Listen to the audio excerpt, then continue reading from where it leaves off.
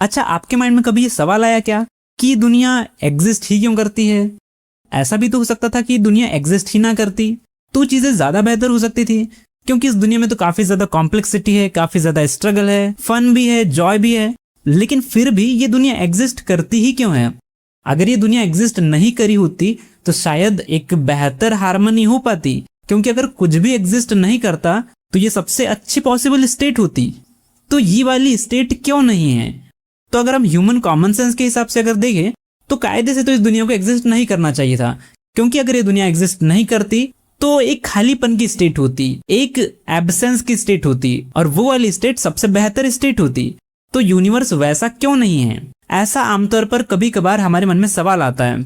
तो इसका भी मैं आपको एक जवाब दूंगा कि ये दुनिया एग्जिस्ट करती ही क्यों है, क्या रीजन है इस दुनिया के एग्जिस्ट करने का। देखो, फिजिक्स में एक लॉ है जिसका नाम है laws of conservation of energy, जिसके अकॉर्डिंग इस यूनिवर्स में जितनी भी एनर्जीज है अगर सबको कैलकुलेट किया जाए तो कलेक्टिवली वो जो एनर्जी है वो हमेशा कांस्टेंट बनी हुई रहेगी, क्योंकि एनर्जी को ना तो बनाया जा सकता है और ना ही मिटाया जा सकता है। एनर्जी हमेशा कंजर्व रहती है और साथ ही साथ वो एक फॉर्म से दूसरे फॉर्म में ट्रांसफॉर्म होते रहती है, लेकिन उसका जो टोटल मैग्नीट्यूड है वो हमेशा कांस्टेंट बना रहता है। तो फिजिक्स के इस लॉ के हिसाब से अगर देखा जाए तो अगर ये दुनिया एग्जिस्ट नहीं भी करती तब भी कुछ गलत नहीं होता, क्योंकि उसमें भी यूनिवर्स का ये वाला जो लॉ है एनर्जी वाला वो भी पूरी तरह से लागू होता। तो ये दुनिया तो एग्जिस्ट नहीं करती तो ज्यादा अच्छा होता। तो फिर एग्जिस्ट करती क्यों है? तो ये दुनिया एग्जिस्ट इसलिए करती है क्योंकि एक दूसरा लॉ और भी है फिजिक्स में, और उस लॉ का नाम है सेकेंड लॉ ऑफ थर्मोडायनेमिक्स, जिसके अकॉर्डिंग ये जो पूरा का पूरा जो यूनिवर्स है, ये जो पूरा नेचर है, ये चाहता है कि ये बिखराव की तरफ बढ़े। यानी कि ये जो यूनिवर्स है ये चाहता है कि इसकी जो क्वांटम इंफॉर्मेशन है, इसकी जो क्वांटम जानकारी है वो बढ़ती जाए और बढ़ती ही चली जाए। तो इस लॉ को कहा जाता है सेकेंड लॉ ऑफ थर्मोडायनेमिक्स, जिसे सरल भाषा में ये कहा जाता है कि ये दुनिया बिखराव की दिशा में आगे बढ़ रही है। तो ये जो लॉ है ये काफी है ये बताने के लिए कि ये दुनिया एग्जिस्ट क्यों करती है।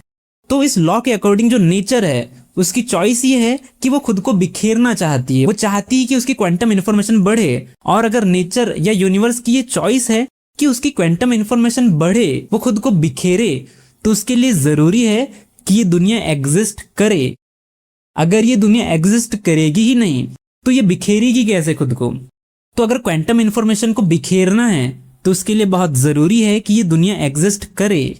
हाँ, ये हो सकता है कि ह्यूमंस एग्जिस्ट ना करते, कोई दूसरे लिविंग ऑर्गेनिज्म एग्जिस्ट करते, पर स्टिल ये दुनिया तब भी एग्जिस्ट करती। तो फिजिक्स की ये जो दो लॉज हैं जिनके बारे में मैंने आपको भी बताया, तो अगर इन दोनों लॉज को अगर साथ में कंसीडर किया जाए तो ये जो यूनिवर्स है वो कुछ इस प्रकार है कि इसकी जो टोटल एनर्जी है वो तो कांस्टेंट है। इसमें एनर्जी एक फॉर्म से दूसरे फॉर्म में जरूर बदलती है, लेकिन टोटल एनर्जी हमेशा कांस्टेंट रहती है, और साथ ही साथ इसकी क्वांटम इंफॉर्मेशन भी लगातार बढ़ती जाती है। हालांकि यहाँ पर आपके माइंड में एक सवाल आ सकता है कि अगर इस यूनिवर्स की जो टोटल एनर्जी है अगर वो कोई बहुत बड़ा अमाउंट है तो वो उतने अमाउंट की एनर्जी आई कहां से?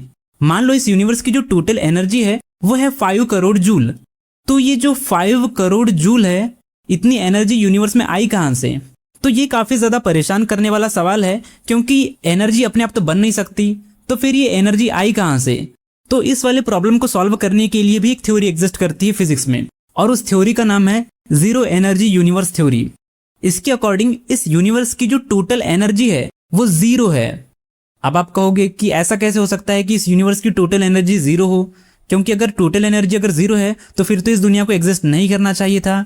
देखो, ऐसा नहीं है। जीरो एनर्जी यूनिवर्स थ्योरी के अकॉर्डिंग ये जो यूनिवर्स है ये दो अपोजिट साइड में पैरेलली डिवाइडेड है, यानी कि एक है पॉजिटिव साइड ऑफ यूनिवर्स और एक है नेगेटिव साइड ऑफ यूनिवर्स। यानी कि एक डायरेक्शन यूनिवर्स की ऐसी है जिसमें पॉजिटिव एनर्जी एग्जिस्ट करती है, और एक साइड यूनिवर्स की ऐसी है जिसमें सारी नेगेटिव एनर्जी एग्जिस्ट करती है। और यूनिवर्स के इन दोनों सेक्शंस की कलेक्टिवली अगर एनर्जी मेजर करी जाए तो वो होगी जीरो, क्योंकि एक तरफ पूरी एनर्जी प्लस मैग्नीट्यूड में है और दूसरी तरफ माइनस मैग्नीट्यूड में है, तो दोनों का जो कलेक्टिव सम होगा वो जीरो होगा। तो इस तरीके से इस यूनिवर्स की जो टोटल एनर्जी है वो बिल्कुल जीरो है, और जीरो एनर्जी होते हुए भी ये यूनिवर्स एग्जिस्ट करता है। और यूनिवर्स एग्जिस्ट इसलिए करता है क्योंकि सेकेंड लॉ ऑफ थर्मोडायनेमिक्स के अकॉर्डिंग ये यूनिवर्स बिखराव की दिशा में आगे बढ़ता है, चाहे वो पॉजिटिव डायरेक्शन में हो चाहे नेगेटिव डायरेक्शन में हो, पर यूनिवर्स खुद को बिखेरना चाहता है। तो इसीलिए ये यूनिवर्स एग्जिस्ट करता है, इसीलिए ये दुनिया एग्जिस्ट करती है। तो आई होप आपको आज की वीडियो हेल्पफुल लगी होगी और आपके दिमाग के कुछ आयाम खुले होंगे। अगर आपके कोई थॉट्स हैं, आपके कोई सजेशंस हैं, तो आप मुझे कमेंट बॉक्स में शेयर कर सकते हो। मैं हर कमेंट को पढ़ता हूँ और उसका रिस्पॉन्स भी करता हूँ। बाकी मिलेंगे आपसे फिर किसी और वीडियो में, तब तक के लिए बाय।